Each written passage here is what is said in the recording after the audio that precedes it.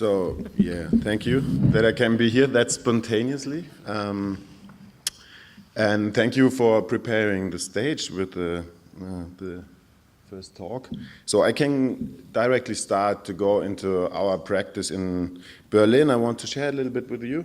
Like you mentioned, I'm working as a designer and conceptor at S27. It's an institution in Berlin which works on education and arts. And what we do is try to create settings, experimental settings, where we want to strengthen the creativity and innovation of people. Most of them are young people we are working with. Most of them are refugees until now.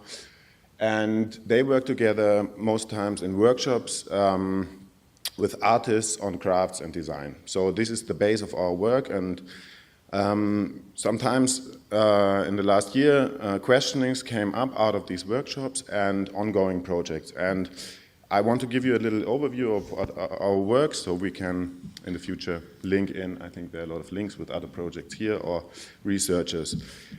And I will start with CUCULA. I think one of the most well-known projects of us in Berlin.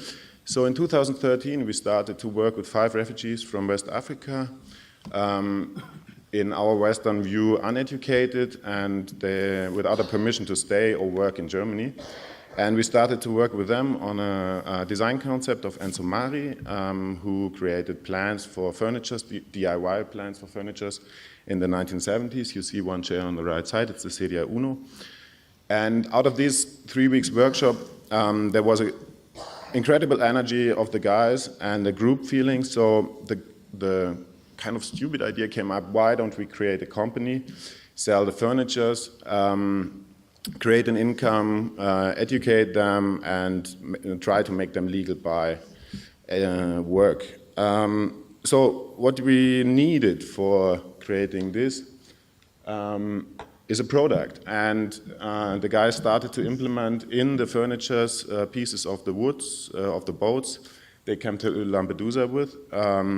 And so the mixture of the design classics and their own history created the ambassador chair. If it's a product or not, you can decide on your own.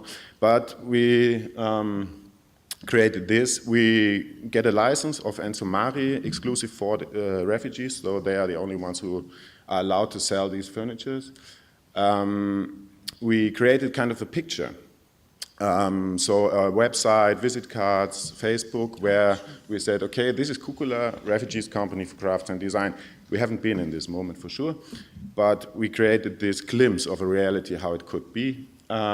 We asked prominent people to support the project as ambassadors. We needed money to start the company, and you can't go to a bank and ask for a loan for this. So we started a crowdfunding campaign, and here you can see the model we tried to establish as the customer as accomplice in a political theme. And so the crowdfunding campaign was incredibly successful. We collected 120,000 euros, and the accomplices, in a way, get back for their donation a chair. So it was not really selling it. And we had a big impact on the medias. We even could employ some of the guys and establish an education program. And some of the guys are now working in different companies. They are legal and allowed to work in Germany. So a big success for individuals, but we were not able to make a model out of it because of different problems inside, but also because of 2015, the all good known so-called refugee crisis was also a crisis for CUCULA, because the problem is that the authorities said, okay, this is a nice program, why don't you work with people, I mean, we have enough refugees, why don't you work with people who have the possibility to work in Germany and allowance to stay. So what should we do? We went on with CUCULA. The process for legalizing people through this is quite hard, but it goes on. We tried to establish some second project, which is called Arrivo Berlin, where we said, okay, if you want us to work with legal refugees. Let's do it. And we established together with the craft skills in Berlin, we established a parcours where about 300 to 400 refugees right now with a legal status go through different workshops of different crafts, and it's very close linked to companies based in Berlin, and they can make the jump into vocational trainings. So like you see here, it works quite well sometimes, but about 1/3 of the people who are doing the program can do this jump. The others can't do it, most times because of educational problems or other problems. You know better than me, perhaps, about this. So,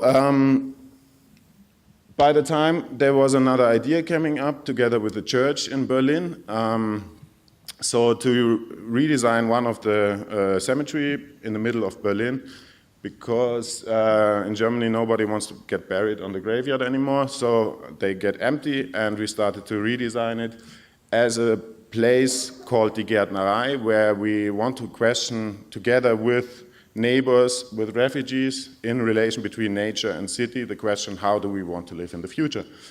All and common, a common future, all aware on that the Western society and their lifestyle is one of the main sources of refugee crisis now and even more in the future.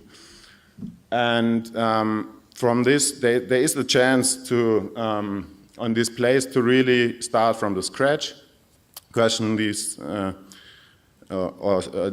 discussing these questions, and to go deeper in the question about what is the knowledge we can collect and provide for people who cannot make the jump into society, who can have to be stateless for I don't know how long, and or to settle somewhere on the earth. So we want to work with adaptable low-tech, like biogas digesters, solar panels, dry compost toilets, water retention and filtering, and so on. So I think there's a nice link perhaps in the future also with this place here. I want to finish with the experience I had right now in Beirut, in the camp of Bourj el Barajnieh, which is a Palestinian camp from 1948. And we did there just one week creative and concept workshop with the youth of Bourj el Barajnieh, and they were so energized and creative that I want to share it with you.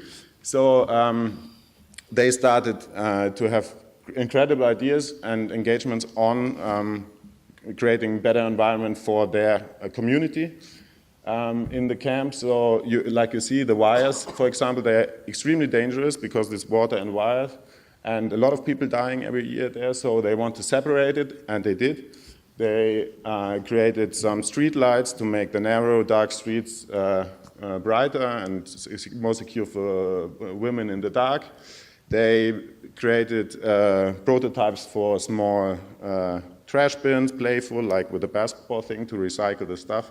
And the interesting thing is that they created their own, or established in this 1 week, their own design studio, and they want to go on with this, not in a one-shot operation. They want to create these services and provide them for the community by collecting a little bit of money. The point is that it's really addressing a big need in this camp because it's self-governed, and the Hamas, who rules or runs the place in a way, there's coming some money inside in the camp by renting to other refugees. It's quite crazy in a way, but there is a little bit of money, but they don't have a tax system at all inside, and it's self-governance. So they want to go on in the future to create some private grassroots tax system. And if anybody has some ideas or experience with this, I would be happy to get close to this. And I want to end this little talk with this great guys. I call them the future of social design. This is the crew of the @+ social design studio in Bourj el Barajnieh now. They're established now. Thank you.